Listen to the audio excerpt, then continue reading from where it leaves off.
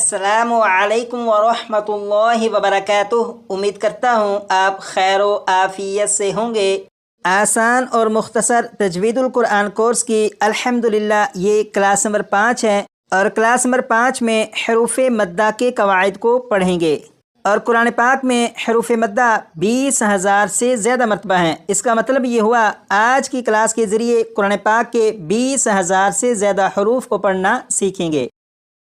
ये जो सबक आप देख रहे हैं सिर्फ इतने से सबक को अच्छी तरह समझ कर याद करना है। इसी सबक की बुनियाद पर कुरान पाक के 20,000 से ज़्यादा हरूफ को पढ़ना सीखेंगे। लेकिन यहाँ पर ये जो 4 लाइनें हैं मुमकिन है कि इनके अल्फाज आपको बिल्कुल वाज़ेह दिखाई ना दें, इसलिए सबक तो यही होगा लेकिन एक दूसरे अंदाज में लिखा है जिसमें अल्फाज बड़े हैं, तो सबक को वहाँ से याद करते हैं।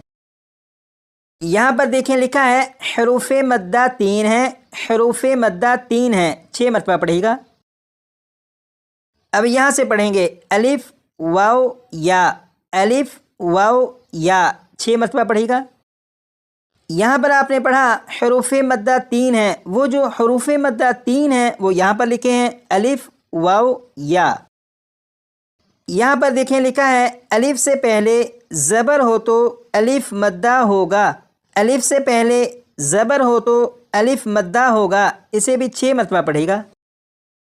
आपने पढ़ा अलिफ से पहले ज़बर हो तो अलिफ मद्दा होगा। अब यहाँ पर देखें, यहाँ पर ये अलिफ से पहले बा के ऊपर ज़बर है। जब अलिफ से पहले बा के ऊपर ज़बर है तो ये जो अलिफ है ये अलिफ मद्दा कहलाएगा। और अलिफ मद्दा जो है कुरान पाक में 10,000 से ज़्यादा मरतबा है। जैसे यहाँ पर आप देखें ये पारा नंबर 11 है और पारा नंबर 11 का ये पहला पेज, यहाँ पर ये जो रेड कलर के निशानात हैं ये अलिफ मद्दा को ज़ाहिर कर रहे हैं। यहाँ पर आप देखें ये अलिफ है और अलिफ से पहले ज़ाल के ऊपर ज़बर है। जब अलिफ से पहले ज़ाल के ऊपर ज़बर है तो ये जो अलिफ है ये अलिफ मद्दा है। इसी तरह यहाँ पर ये अलिफ और अलिफ से पहले मीम के ऊपर ज़बर है। जब अलिफ से पहले मीम के ऊपर ज़बर है तो यहाँ पर ये जो अलिफ है ये अलिफ मद्दा है। और अलिफ मद्दा कुरान पाक में 10,000 से ज़्यादा मरतबा है। यहाँ पर आपने अलिफ मद्दा के बारे में पढ़ा। अब यहाँ से पढ़ेंगे वाव साकिन से पहले पेश हो तो वाव मद्दा होगा, वाव साकिन से पहले पेश हो तो वाव मद्दा होगा, इसे भी 6 मरतबा पढ़ेगा। यहाँ पर आपने पढ़ा वाव साकिन से पहले पेश हो तो वाव मद्दा होगा। अब यहाँ पर देखें, यहाँ पर ये वाव है, वाव के ऊपर जज्म है। जब वाव के ऊपर जज्म है तो इस वाव को वाव साकिन कहेंगे। और क्लास नंबर 4 में आपने पढ़ा था जिस हर्फ के ऊपर जज्म हो उसे साकिन कहते हैं। अब यहाँ पर वाव के ऊपर जज्म है, लिहाजा ये जो वाव है ये वाव साकिन है। वाव साकिन से पहले बा के ऊपर पेश है। जब वाव साकिन से पहले बा के ऊपर पेश है तो ये जो वाव है ये वाव मद्दा है। और वाव मद्दा कुरान पाक में 6,000 से ज़्यादा मरतबा है। ये पारा नंबर 11 का पहला पेज और इस पेज में ये जो ब्लू कलर के निशानात हैं ये वाव मद्दा को जाहिर कर रहे हैं। यहाँ पर आप देखें ये जो लफ्ज़ है इस लफ्ज़ में यहाँ पर ये वाव के ऊपर जज्म है, यानी ये वाव साकिन है। वाव साकिन से पहले फ़ा के ऊपर पेश है। जब वाव साकिन से पहले पेश है तो ये जो वाव है ये वाव मद्दा है। इसी तरह ये जो लफ्ज़ है इस लफ्ज़ में भी यहाँ पर वाव साकिन और वाव साकिन से पहले बा के ऊपर पेश है, लिहाजा ये जो वाव है ये भी वाव मद्दा है। और वाव मद्दा कुरान पाक में 6,000 से ज़्यादा मरतबा है। यहाँ पर आपने अलिफ मद्दा के बारे में पढ़ा, यहाँ पर वाव मद्दा के बारे में पढ़ा। अब यहाँ से पढ़ेंगे या मद्दा के बारे में। या साकिन से पहले ज़ेर हो तो या मद्दा होगा, या साकिन से पहले ज़ेर हो तो या मद्दा होगा, 6 मरतबा पढ़ेगा। अब यहाँ पर देखें, यहाँ पर ये या है और या के ऊपर जज्म है। जब या के ऊपर जज्म है तो इस या को या साकिन कहेंगे। या साकिन से पहले बा के नीचे ज़ेर है। जब या साकिन से पहले ज़ेर है तो ये जो या है ये या मद्दा है। और या मद्दा कुरान पाक में 6,000 से ज़्यादा मरतबा है।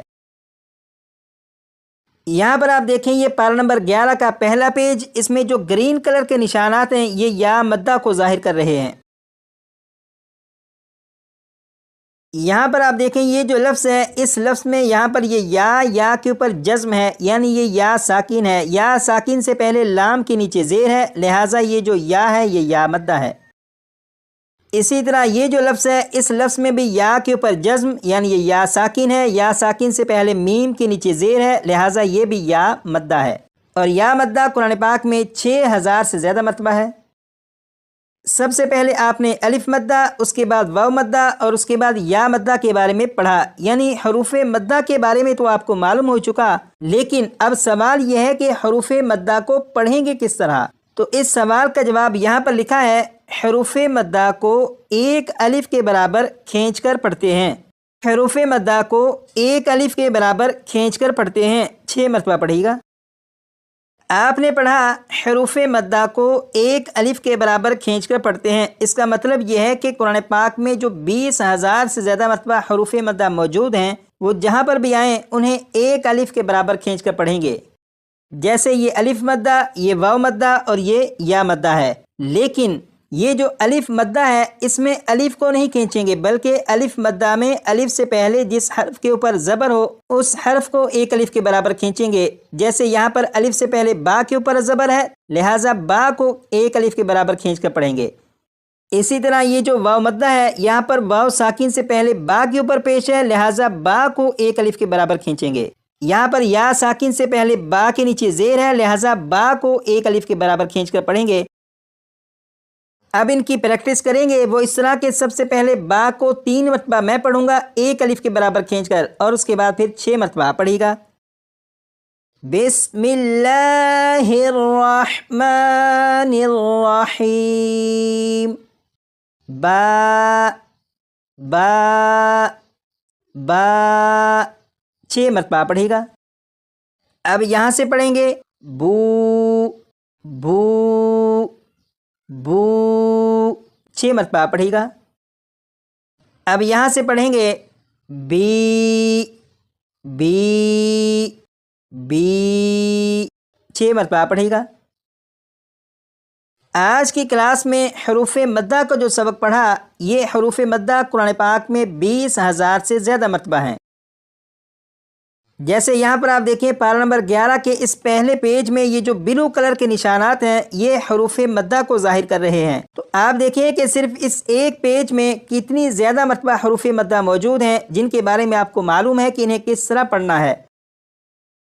تو آج کی کلاس میں جو سبق پڑھا اس سبق کو کم از کم 25 سے 30 مرتبہ آپ پڑھیے گا تاکہ یہ سبق بھی آپ کو اچھی طرح سے زبانی یاد ہو۔